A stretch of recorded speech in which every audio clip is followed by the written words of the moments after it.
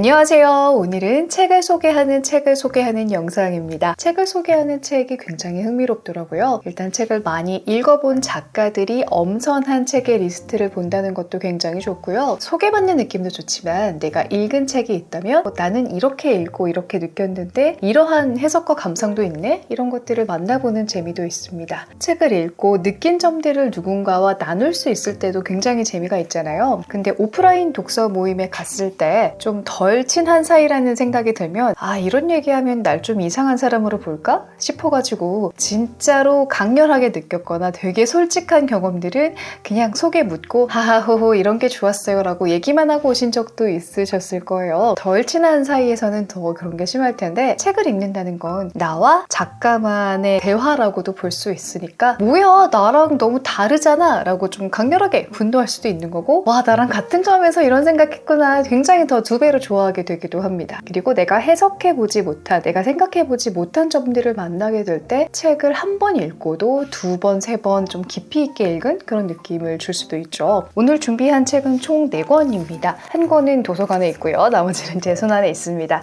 그러면 제일 두꺼운 책부터 한번 소개를 해볼게요. 80권의 세계 일주. 딱 듣자마자 80일의 세계 일주가 떠오르시죠? 그런 비슷한 개념으로 쓰여진 책이라고 합니다. 코로나 시기에 여기저기 못 가게 되니까 그렇다면은 책으로 한번 세계 일주 전 세계의 다양한 나라와 작가들을 다뤄보자 라는 생각으로 기획이 된 책이라고 해요. 출판사에서 보내준다고 하셔가지고 네 라고 했는데 막상 바꿔보니까 너무 두꺼운 거예요. 당황하긴 했지만 80권을 소개하려면 어쩔 수 없지 않았을까 싶습니다. 저는 두꺼운 책을 읽을 때는 시작하기 전에 꼭 작가와 나와 잘 맞을 것인가를 검증하는 과정을 거쳐요. 두꺼우니까 아무래도 좀 두렵잖아요. 그럴 때 보통은 작가의 말을 읽어보는 편인데 요거는 책을 소개한 책이니까 그렇다면 내가 읽어본 책을 어떻게 소개했는지 보는 게 더 확실하겠다 싶어가지고 어떤 책이 같을까라고 찾아봤는데 요 준파라히리의 축복받은 집이 이렇게 들어가 있더라고요. 마침 요 책 굉장히 재미있게 읽었었기 때문에 즐거워하면서 펼쳐봤습니다. 이게 단편집이라서 모든 이야기가 들어가 있는 건 아니고 2개 정도를 소개를 했는데 재밌는 게 영어 표제작이랑 한국어 표제작이 다르거든요. 근데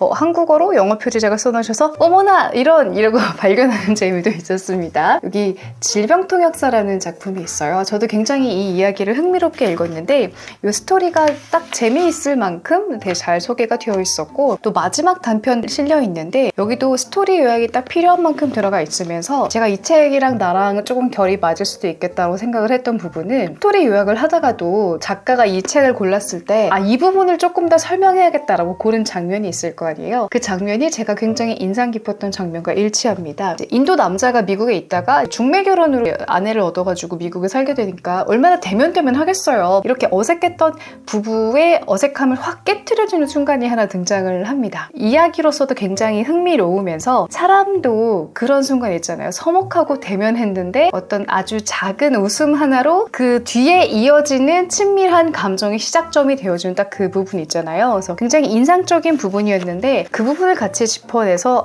그래 역시 이 부분이지 나랑 끌리는 포인트가 같구나 라고 생각을 하면서 조금 호감을 갖게 됐습니다. 그런데 저와의 차이점이라고 할 것 같으면 저는 이 부분을 읽었을 때 무엇이 느껴졌는가를 더 이렇게 독자로서 기억을 하고 있고 여기서는 책을 소개해야 되니까 이제 그 장면에 드러난 이민자로서 느껴지는 것은 무엇인가라고 하나의 조금 더 해설하는 듯한 설명이 들어가 있죠. 어쨌든 소설을 소개를 하다 보니까 책 내용을 줄거리를 요약하고 그 안에서 핵심이 되는 장면을 소개해주는 거예요. 그래서 이 작가가 느꼈던 감정이 무엇인지 감성이 무엇이었는지 보다는 이 장면이 핵심이다라고 스포일러 없이 이러한 장면도 매력도 사회적인 배경도 있으니까 한번 보세요라고 딱 소개한다는 것에 잘 부합하는 내용으로 구성이 되어 있었습니다. 되게 다양한 그 대륙과 나라들이 있어요. 뭐 아프리카도 있고 중남미도 있고 인도도 있고 한데 여기에서 봤던 튀르키예의 작가 오르한 파묵의 내 이름은 빨강이 들어있는 두 번째 책으로 넘어가서 설명을 할 건데요. 같은 작품을 설명하고 있으니까 어떤 느낌이 달랐는지도 조금 이따 설명을 해보겠습니다. 이 책은 노벨문학상 필독서 30입니다. 제가 필독서라는 말은 그렇게 좋아하지 않는데요. 이 책 자체가 얕고 넓은 지식을 쌓기 좋은 교양서에 해당하는 책이고 상이기 때문에 이런 제목이 또 깔끔하고 괜찮은 것 같아요. 노벨 문학상이라는 상 자체가 작품에 주는 상이 아니라 작가에 주는 상이기 때문에 역대의 노벨 문학상을 받은 작가들이 언제 태어났고 어떠한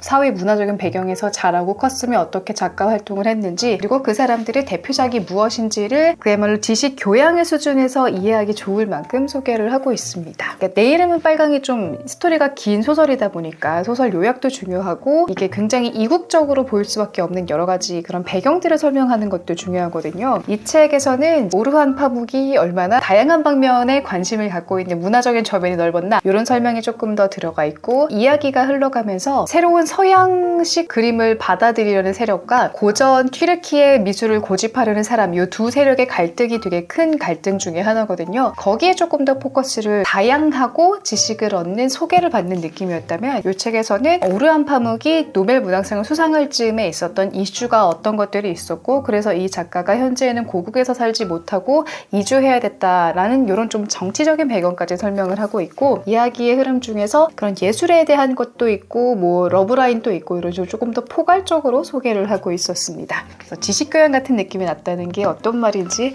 아셨을 거예요. 그리고 하나만 얘기하면 좀 아쉬우니까 또 찾아봤는데, 제가 읽어본 책 중에 도리스 레싱 그 작가가 있더라고요. 제가 도리스 레싱의 다섯째 아이랑 19호실로 가다 이렇게 두 권 읽었거든요. 여기 19호실로 가다가 설명이 되어 있었습니다. 제가 개인적으로 느낀 도리스 레싱이라 하면 굉장히 긴장감 넘치는 이야기를 질질 끌지 않고 보여주면서 그 사람이 느낄 수 있는 보통 좀 부정적인 감정들이라고 하죠. 질투하고 막 오만하고 치사하고 짜증나고 막 그런, 나는 부정하고 싶은 되게 부정적인 면들을 되게 솔직하게 그대로 날 것 그대로 꺼내어서 잘 느껴지게 해주는 작가라고 생각을 했는데, 그러한 감정도 느껴지게 하는 것도 매력이지만 이 책에서는 여성들에게 억압적인 사회적인 분위기는 무엇이 있었고 이 작가는 그것을 어떻게 그려내었다라고 조금 더 이렇게 노벨 문학상 수상 이유를 좀 이렇게 들어볼 수 있었던 내용이었습니다. 그리고 이 세 번째 책도 고전 문학을 읽어보시기에 좋은 내용일 거예요. 드레스는 유니버스라는 책인데요. 사실 제목만 딱 보면은 디즈니 공주들 나와서 드레스 입는 그런 느낌이 나는데, 고전 소설 속에 있는 여성 주인공들을 조금 더 새롭게 볼 수 있게 해주는 내용입니다.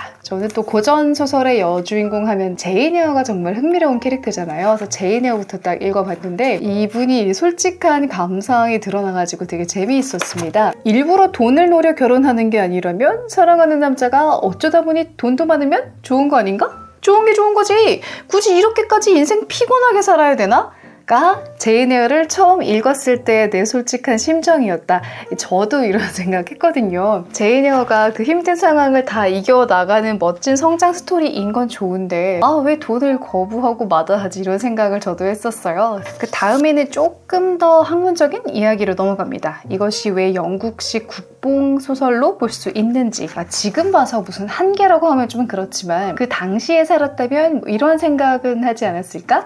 라는 것들을 이제 생각을 하게 해주고, 고전을 읽을 때 제인 에어를 읽으면서 너무 똑같은 교훈을 얻어야 된다는 거는 싫잖아요. 이걸 읽으면서 어떤 감정들이 느껴지는 게 다 다를 수도 있을 텐데, 그렇게 느껴지는 게 지금의 내가 읽어서 느껴지는 것들이 있지만 이러한 관점에서 본다거나 이러한 사회 문화적인 배경을 조금 더 이해하고 본다면 그러면은 그때는 조금 더 해석하는 게 달라질 수 있잖아요. 그런 것들에 도움이 되는 책이었습니다. 마지막 책은 사실 도서관에 반납을 해서 없는데요. 시차의 영도라는 책입니다. 이분하고 일을 할 기회가 있어가지고 어떤 분인지 알아보려고 책을 읽다가 내가 살면서 평론집을 읽게 될 줄은 몰랐어 라고 생각을 했는데요. 이건 나름의 또 배울 점도 있고 또 재미가 있더라고요. 저랑 같은 작품을 읽으신 게 뭐가 있나 봤더니 장강명 작가님의 한국이 싫어서가 있었습니다. 이 책은 제가 처음 읽어본 장강명 작가님의 책이었고 입덕하게 해준 책이었는데, 남성이 보는 이 책은 어땠을까 이런 게 좀 궁금했어요. 장강명은 독서 이전과 이후